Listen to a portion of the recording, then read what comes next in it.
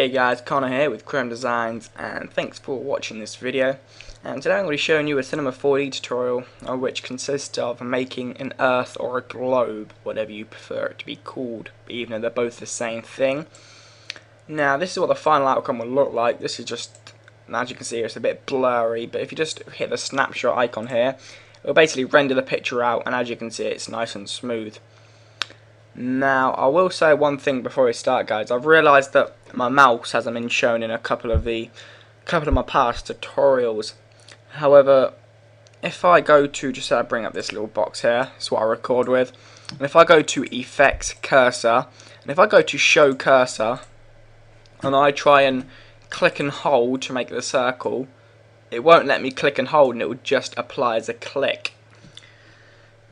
So if I just delete that cube and you try and click and hold, you click and hold there, let go, but it doesn't register, it just registers as a click. Now I'm not sure why this is, but if I go to Effects, Cursor and Hide Cursor, click and hold, it will allow me to click and hold. So as a result of this, I'm going to have to explain everything in depth for you guys, exactly what I mean, because I know it can be pretty tricky without a mouse. So to get this started, you want to go to File, New, and it'll bring up this new thing here. And as you see at the top panels, just above the screen, there will be a little square box that I just clicked. Now with the square being displayed, click and hold, and you want to go to Sphere. And as you'll see, it brings the attributes down here in the right. If you can see me highlighting these little sections here, you want to go to, where is it? It's Object. And under radius, you want to change your radius, make it a bold 300, nice and big. Now, as you see here, the more segments it is, the more smooth the curves will be. So you just want to increase the segments, so it's all the more smoother. As you see there, I'll close that view. So you've got the basic sphere globe shaped here. Now what you want to do is you want to get the world map to go around it. Now this can be done by double clicking in the bottom space. You see where the preview screen is, just below there's a big grey area, and there's under materials just there where I just highlighted. Go to File and New Material, or you can hit Control and N if you're not sure what I mean. Now where it brings up the little ball thumbnail down here, double click on it and it'll just bring up the properties of the material. So under the color tab, you'll see that it gives you three different options that are available to change: color, brightness and texture. Now on texture, you see there's three different boxes. Click the one on the right with the three little dots. As you'll see there, it's suppressed, so click that little box and it'll just let you import an image.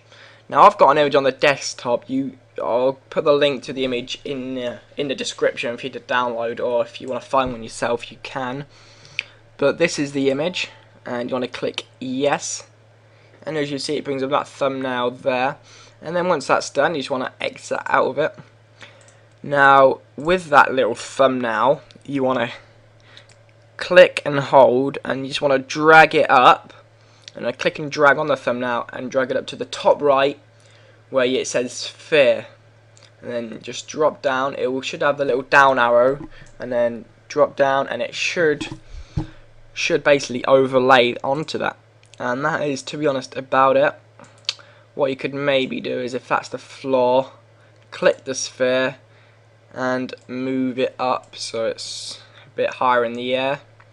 Now to rotate the Earth, what you want to do is you want to have the rotate tool selected, and you want to have this up there in the top panel, and you want to have sphere selected on the right hand side under objects, so it should turn white with all the different segments.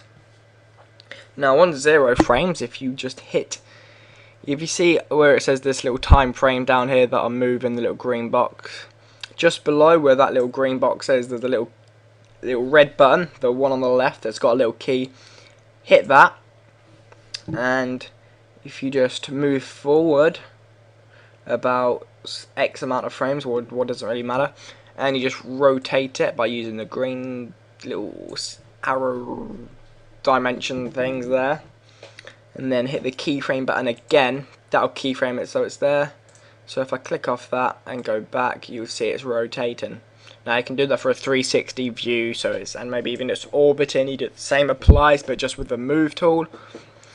Okay, so that's about it. If you didn't get anything in that, which I understand some people won't, because it's really tricky to follow a tutorial without a mouse, just keep going over it and watching it, and maybe post in the comments, and I'll try and respond to that for you.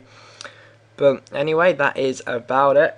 And also, you can maybe make a new sky if you know how to.